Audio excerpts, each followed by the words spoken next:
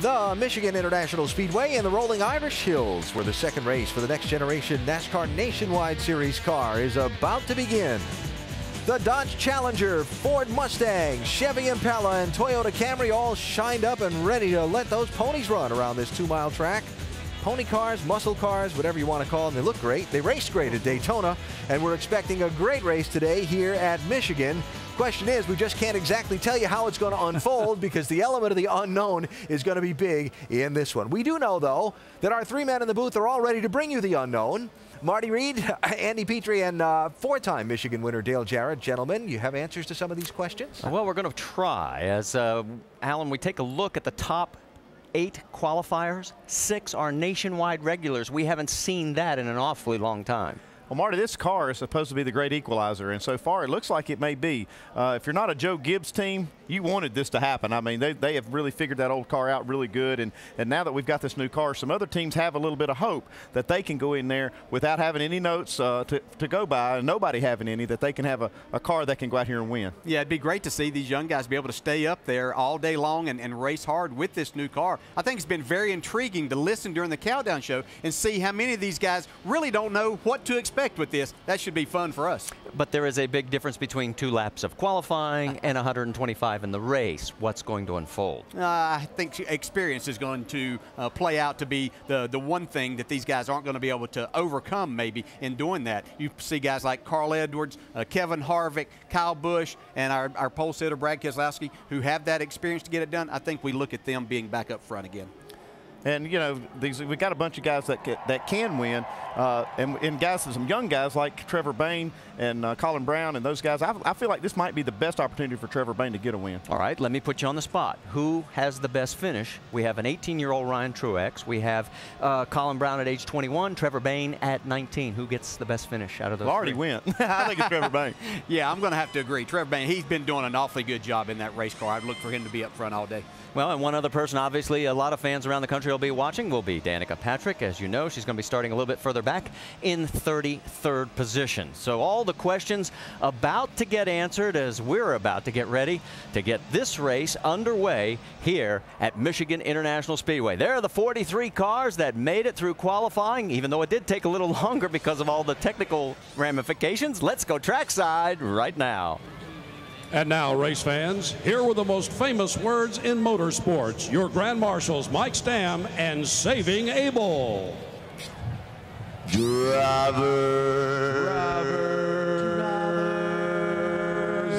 start your engine!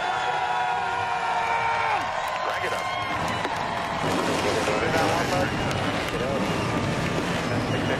Copy the button.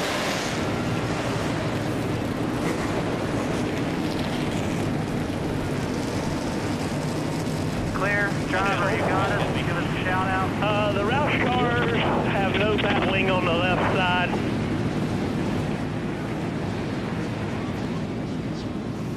An interesting way to give the command by the group, Saving Abel. And our in-race reporter, well, the guy who picked up right where he left off last year. Brad Keselowski won this race. Remember, he did it on a last lap pass. He won the pole in Daytona for the new car. It's his 5th of the year, 8th of his career. He's going to be our in-race reporter, and let's talk to him, DJ. Hey, Brad, Dale Jarrett, the ESPN. You have a copy? Yes, sir. Okay, buddy, you said in the countdown show for him to ask you a question. You need to be ready to answer it. And David in Tampa, Florida asked, this being the second time you drive the new Nationwide Series car, how difficult do you think it will be to go from Daytona to Michigan? Well, definitely a difficult transition. You know, the one thing about Michigan, though, is it's a little bit of a drag track. And Daytona, of course, is a lot of a drag track as far as what it takes to be fast. So some carry over, but not all. The real test is going to be when we get to the Richmonds and those places. But then here again at Michigan, as the tires fall off, it's going to be about handling. So we're really going to see the best cars show up after about 15 to 20 laps on their tires. Hey, Brad, we saw a great finish last year in this race, one that I know that you're very fond of, but not knowing exactly what you can and can't do with this car, can we anticipate maybe you getting back and seeing how easily it's going to be to pass and where you can make that pass, or you just plan to lead all 125 laps? Well, I think if you can lead every lap, that's what you need to do. You can kind of dictate the race when you're up front. You can dictate pit strategy, and you can stay out of trouble. So if we can, I'll keep my discount tire Dodge up front every lap. Okay, buddy, good luck with that plan. Have a great day. And Andy's going to talk to your crew chief, Paul Wolf. Hey, Paul, Andy Petrie in the booth. Have you got us? Yeah, loud and clear, Andy. Hey, Paul, if Brad's not able to keep that car up front all day and you need to make an adjustment, exactly how will you adjust this new car? Well, it's definitely going to be a learning day for us. You know, it's going to take a little different adjustment probably than the old car, but just really excited to have this new Dodge Challenger. We're 2 for 2 here in qualifying. We just got to work hard all day and try to close the deal here and get us to victory lane. Okay, Paul. Good luck today. Thanks for talking to us. All right, thanks, Andy. And our over-the-wall reporter today is going to be Rick Yeomans. He's the rear tire changer in the 01 for Mike Wallace. There he is. Hey, Rick, got a question for you. Any unique characteristics on this new car that affect you guys down on pit road? Well, actually, we have a lot more room on these cars. There's a 5-inch longer wheelbase, more room for the fueler, nice wide open wheel openings. As soon as we get used to these longer studs, I think they're going to get quick. All right, very interesting. You be safe down there. Have a great day. Thanks for you too. Talking to us. There's Mike Wallace as he's getting ready to roll out as the cars have just begun to roll off pit road. And we'll step aside, and when we come back, we'll get this race underway here at Michigan. Well, last week we were on the 2.45-mile road course of Watkins Glen, and this week, well, we're going to shift locations, get back onto the ovals as we zoom in on Brooklyn, Michigan, and there's the unique characteristics of Michigan International Speedway. And across the top of the screen, we'll put across the starting grid, and obviously it's the first Dodge pole here at Michigan, and there have been no repeat pole winners in 19 races. And there's young 18-year-old Ryan Truex on the outside of row number 1. Johnny Chapman was the only car that did not qualify. 3 are going to the rear. The 66 is Stephen Wallace, and 07 of Danny Eflin for engine changes, and the 28 of Kenny Wallace for unapproved adjustments. Here are our onboard cameras: Danica Patrick, Justin Allgaier, Colin Brown, Kyle Busch looking for win number 10, Brad Keselowski from the point, Kevin Harvick, Carl Edwards, and Stephen Wallace. Let's get our final updates from pit road. Doc, you're up. Thank you, Marty. We've established this is only the second time these Nationwide cars have ever run here, but and although we're here all day Thursday for practice, one thing they didn't do is run together in large groups. So the big question in the garage area, what's going to happen when they cluster? That's an engineering term for getting everyone together in the draft. When they get a big group in the draft here today, will they snap loose, or will they be very, very tight and hard to turn? We're all going to find out together. Vince?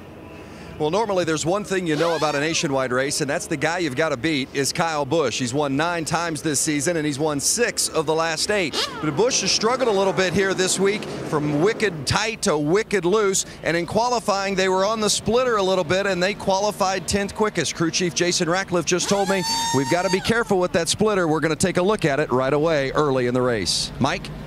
Inspiration. It's certainly something the 60 team and Carl Edwards have today. Just 2 weeks after his plane crash, team owner Jack Roush is back at the racetrack. In fact, he addressed the team last evening during a dinner, during which crew chief Drew Blickensderfer, just out of concern, approached him and asked him simply, "How are you, Jack?" Jack's response, "How's the race car?" The priority still very much to win here. And good news for Blickensderfer, he was able to tell Roush, "The car's real good, Dave." And Mike, what does Joey Logano know for sure? Well, he knew it was going to be a late night for his crew chief, Kevin Kidd, as he went to work on ideas to make a race car better that wasn't as good as everybody else's in practice. Now, you heard Joey in Countdown say it was better based on the qualifying laps, but he still wasn't quite sure exactly what he's got with this quote-unquote whole new package. But if you want to do the math, at Daytona he qualified the new car 10th and picked up 8 positions to finish 2nd. Here he qualified 9th. -8. That'd be number 1, Marty. And while we've got a brief moment, all 3 of us up topside here also want to welcome back Jack Roush. I mean, it was great to see him around the garage area. Yeah, no doubt about it. It's a fixture that we all want to see back around for many years to come. And concerned about his race cars. That's right, always is. All right, let's take a look at the track facts, because as we said, we're going to go 125 laps here. That's 250 miles. Pit road speed, 55 miles an hour. The pit window, somewhere between 41 to 44 laps. And there's the banking in the corners, 18 degrees. We talked about young Colin Brown, 21 years old. Let's listen in on his communications. Man, thank you everyone for all the hard work. I know this week wasn't easy. A lot of effort by a lot of people. I really appreciate all the work you guys have done. Thanks to all the Conway Freight guys for coming out and supporting us. This is gonna be a great race for us. I know qualifying up front makes our life a lot easier. So I sure appreciate all the effort. I wouldn't be driving anybody else's car than you guys. I love driving for you. Thank you.